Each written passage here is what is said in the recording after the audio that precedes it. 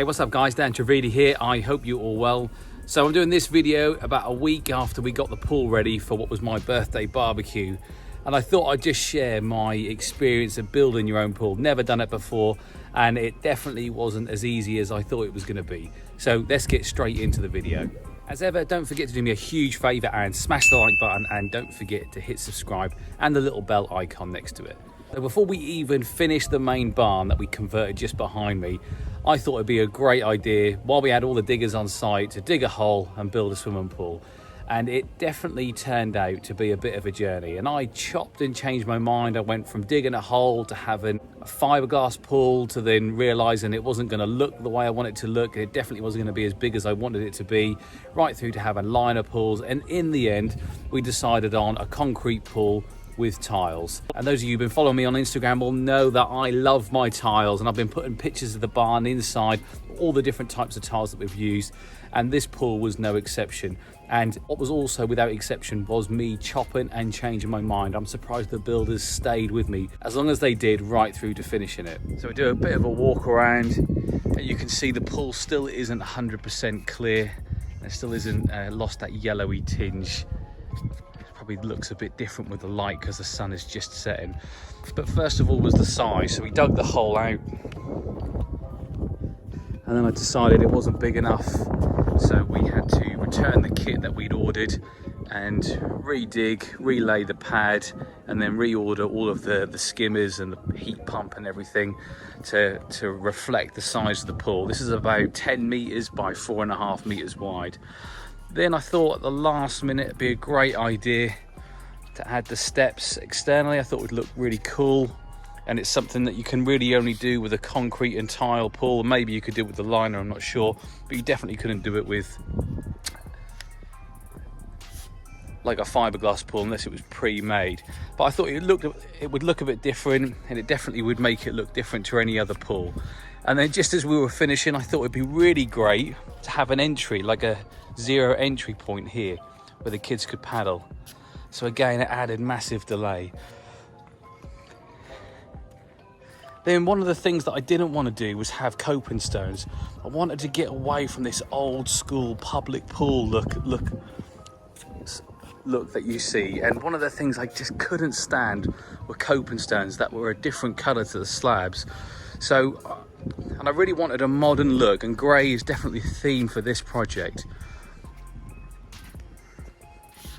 So in the end, we decided not to go for coping stones, and we went for the beveled edge. And I was really unsure, probably up until last week, and I'm so glad that we went for that square edge, because it gives it that really nice modern look. I hope you agree. If you don't, just put some comments down.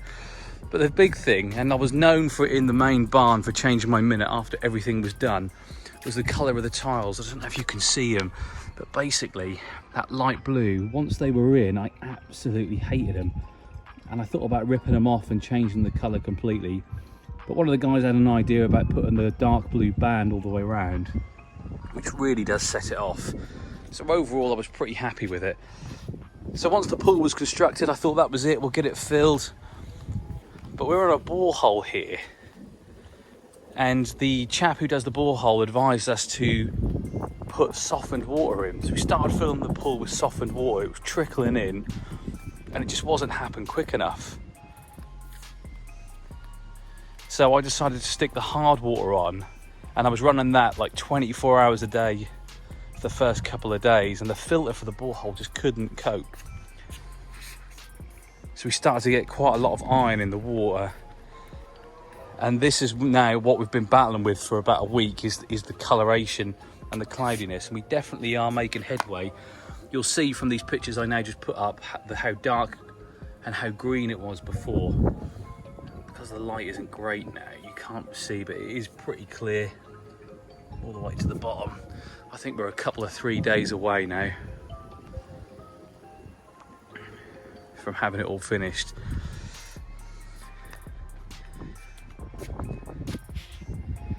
But there definitely isn't that much to it. It's a lot harder doing it for the first time, like anything, but once you do it once, I think it's definitely a lot easier than what I thought it was going to be. It's definitely a lot easier in terms of what you have to do, the design, the kit, the plumbing, the electrics, all of those sorts of things. I think the biggest learning for us was sticking to the design right at the beginning. We would have saved weeks and weeks and a huge amount of cost had we have stuck to that rectangle design. But I think overall the design that we've ended up with looks fantastic. One of the saving graces were the guys at Allswim who we bought all the kit off. They basically designed a package for us which included all of the plumbing kit, all of the heat pump and heating system and all of the chemicals to get us started.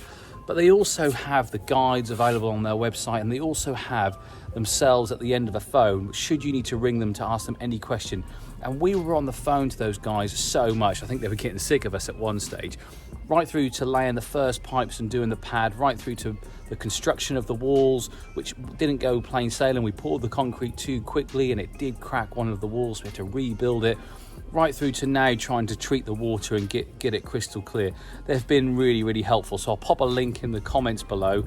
If you're thinking about having a pool designed or building your own pool, those are the guys definitely to speak to. And you would have seen from my previous videos that I do not get involved in the work myself. I'm one of these guys that if I ever do anything myself, I have to pay a builder to redo the work that I've done, and it ends up costing me more time and money than it would have done if I brought them in the first place. But definitely, if you're thinking about doing a pool, and I do think you've got to go for these concrete tiled or a liner pool, because it definitely gives it that premium edge. You're going for the higher end of the market. Have a bit of flexibility with what you can do in terms of design.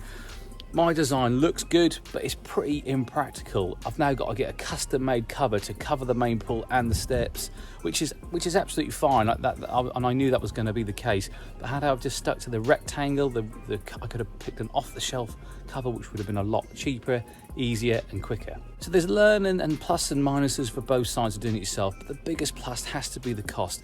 I got quoted just to do the rectangle pool, none of these external slabs. It was like 85,000, and I probably built this pool including all the external slabs for just over half that. So it was a massive cost saving, and it just sets off the garden just in time to catch the end of the summer for us. So it was a little bit of a rush, didn't get it done in the time frame that I was hoping, but massive amounts of learning. I would definitely do it again.